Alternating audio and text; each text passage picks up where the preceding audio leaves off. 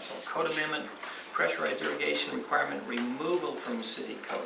Any discussion on that? We spoke about it.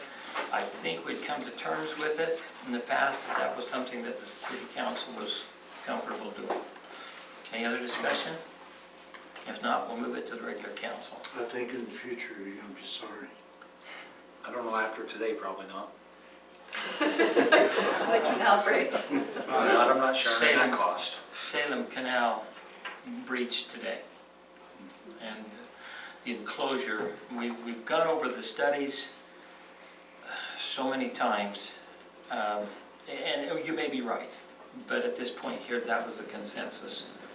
So unless there's further discussion, That it would cost us more than our Significantly. current water rates to have secondary water. Well, Go ahead, Paul. You don't really know that. Well, the study says that. I know, the study said that, but you get a new administration, and it's a whole different ballgame. and that's the problem. We have to go with the information that our best information we have, because we can't see the future. And that's why we do the studies, to try and guess the future, guess the costs, and guess what's going to happen. If you're talking administration as far as the national administration, certainly that gets to be an issue. Local administrations, we know that's going to change. So, Shay, you had a comment, please. The only thing I was going to say was, we were looking back through the records.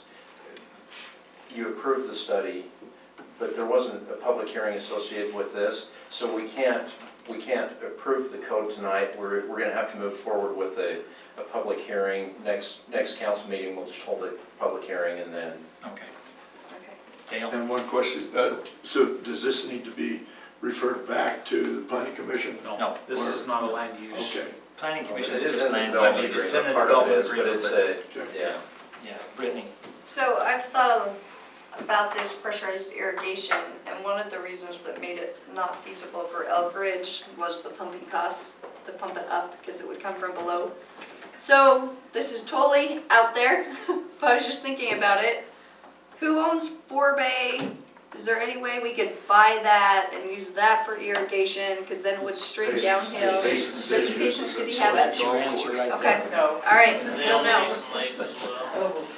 Okay, well, that's why I was just thinking, what's above us, because that was one of We've the had, issues. we've had discussion with Basin We tried. concerning those kinds of issues and those Okay. options, and it has basically We've been a even talked discussion. about trading Nothing water, more. trading water to them for the bonds. It has not gone anywhere. They don't want to. No, Okay, They're always in a hurry for water every year, so. Yeah. yeah. They have plus they had to drill another well, didn't they? Okay, let's move all right, to as long as all, Harrison Heights everything Phase, had been. phase 4 and Phase 5 pressurized irrigation exemption. Shay, just address that, the technicality. Okay, so the issue here is because this code hasn't been codified yet, hasn't been officially approved and codified, at the council meeting that you accepted the study, there was also a motion to remove the requirement for the pressure irrigation at that time. And so we have 2 or 3 developments that are kind of in the middle of, here's the motion, but the actual codification hasn't occurred yet, or the final approval of amending the code. And so because of that, we're just going to need to make an exception, or just basically stating that in this case Harrison Heights 4 and 5 are exempt from putting those pressure irrigation lines in. Wouldn't it be better to make that motion once we've had the public hearing and the code's been accepted? And then we can make that motion to exempt them? Only if you plan on changing your mind between now and then. I mean, really, Well, that's what it comes down to. I mean, if it is- enough of us changed our mind, then we could potentially be on the hook I to know, pay but what- for that down the road by exempting them at this I point. think you can probably do it, That would be the only irrespective reason. of it happening, or you do it at the same time, whatever. I mean, otherwise they'd be putting them in, even though you know you don't have Well, to. not necessarily, because it just depends on where in the Process. process of Phase construction. 4 is under construction, but Phase 5 is still through approval, so I don't know that it would be a major issue. So that's probably, it's probably a good idea. Even if we don't get the codification, as long as we go through the public hearing process, and if you think that's the better way to go, we can do that if that's not gonna be a major issue. Okay. Amendment, removal of PUD code, let's get some discussion going there.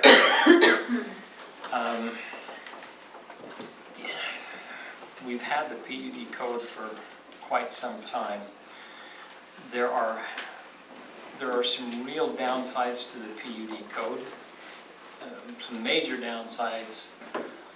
One of the problems is that if there are issues that we can see might be a beneficial a way to keep it in some settings, in some circumstances, then we would want to revise the code as opposed to totally eliminate it. There has been recommendation since that there is no lots in town anywhere that would be under, right now, up for approval, under 15,000. There was a recommendation that if someone wanted to make a concession and donate land, open space, what have you, or in-kind dollar amounts towards parks, open space, what have you, that maybe we come from a 15,000 and the exemption allows them, the PUD would allow them to go to a 12,000, but not down to the 7,000, like we have done in this other. So there are some potential projects that would need the PUD still in place that are being about to be brought forward. So. And what are those projects besides the cemetery that we've talked about? The cemetery is one I've talked about, and I would love to see that happen, but I don't know that can or will. But there is some senior homes, some senior... Is that under the PUD or is there a different overlay? No, there's a different We have a overlay senior entirely overlay for zone. there's a senior housing overlay That's a zone. different overlay there, okay. And it's not part of the PUD, and then you've got the hillside residential, where they can get similar density bonuses, not down to 7,000 square No. foot by any means. I mean, you're still, at the end of the day, you're still putting, if you had a 10-acre development, you're not gonna get more than 10 homes, you're just gonna be able to bring them in closer together so that you don't have to put as much infrastructure in. So in exchange for that, there's some open space and a few things. The PUD code was recommended to be removed from our code by our city planner and by the planning commission. They're back when Paul was on the planning commission and I was on the council the first time, back in 2007 and 2008 by Sean Elliott and by MAG. By leaving it in there, I think we're just gonna, there may be places where somebody could come in and we could get some of that additional density. But I think at the end of the day, we changed the dynamics and the layout of the city. I mean, I think Dean would probably agree, he'd much rather go and build nice estate type housing as opposed to starter homes. I'd like to just read a statement here. Well- I won't tell you who it's from at this point, but I'll just read the I didn't statement. write it, just. Oh, you coward.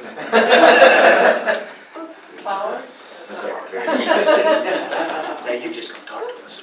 Relative to that 18 acres that I would like to see an economic development take place in, there has been a proposal. It's very conceptual right now. I was thinking something like this, and then they show the attached. This is more of a community commercial. Little Caesars, Great Clips, etc. Also show a drive-through for a Swig or something. Still gets 55 lots. Maybe we can sneak in a few more. I read that and it just bothers me big time. That what they would do is go down to the 7,000 foot lots on that property. It's currently zoned to be brought in commercial, and we understand that they have the right to apply, a new owner has the right to apply for a zoning change, but it's basically a token gesture. We'll throw in 2 or 3 little buildings here that could maybe qualify as commercial, but let's get in 55 homes and maybe we can sneak in a few more. and that would require that the PUD stay in place. And I'm very adamant that I don't want that to happen. It may not be my choice, but that's my strong feeling on that. Well, I think one of the bigger issues with the PUD too is it requires open space for the city then to maintain. And with where we've got the 9 acres below, plus this, plus the slotted park Park, up yeah. above, our city's not very big. To have Yeah. 3 good-sized parks, that's- I don't necessarily think we want to pick up any more park space. It just takes more time and money and If we maintenance. take the PUD out completely, that deals with the issue directly. But if there are some issues that we could utilize at the city's discretion, instead of putting in a park and open space, again, we could opt to do what we're basically trying to do with Dean and take those dollars instead of a park Yeah. and apply it to parks general throughout the city. Shay, you and I have had the discussion. Could you share some more insight?